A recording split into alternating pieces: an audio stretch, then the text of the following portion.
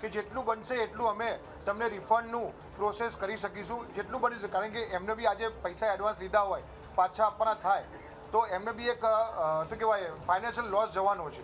પણ એ એમની આગળના બિઝનેસ માટે અમને એવું બાંહેધરી આપવાનું કહી રહ્યા છે કે અમે રિફંડ ક્રેડિટ નોટમાં આપવાનો તમને પ્રયાસ કરીશ. મારી પાસે કાશ્મીર માટેનું 90% કેન્સલેશન ચાલુ થઈ ગયું છે, બધું પ્રોસેસમાં છે.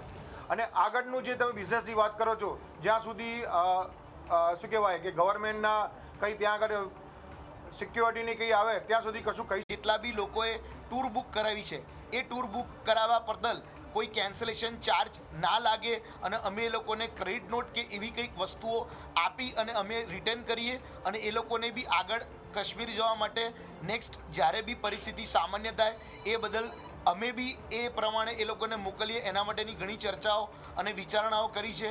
હવે આ જ એરલાઇને થોડો ઘણો સપોર્ટ 30 તારીખ સુધી બતાવ્યો છે.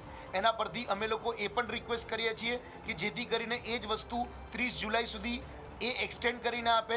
તદુપરાંત ઘણા બધા હોટેલ્સ છે, રિઝોર્ટ છે, જે લોકોને એડવાન્સ પેમેન્ટ અને બધાના બુકિંગ બી કન્ફર્મ કર્યા છે, તો એ પ્રમાણે એ હોટેલોની રિક્વેસ્ટ પણ અમે કરીએ છીએ કે જેથી કરીને અમને હોટેલોવાળા પણ સપોર્ટ કરે. અમે પણ એ લોકોને એવી જ રીતે સપોર્ટ કરીશું જેથી કરીને આગળ પણ એ લોકોનો બિઝનેસ વધે. અમારા તરફથી પણ અમારો પૂરતો પ્રયાસ છે કે જેથી કરીને એ લોકો કેન્સલેશન ના લગાવે અને એના વર્તે અમે ક્લાયન્ટને અમે રિટર્ન કરી અને એ લોકોને પણ એ ફાયદો અપાવીએ.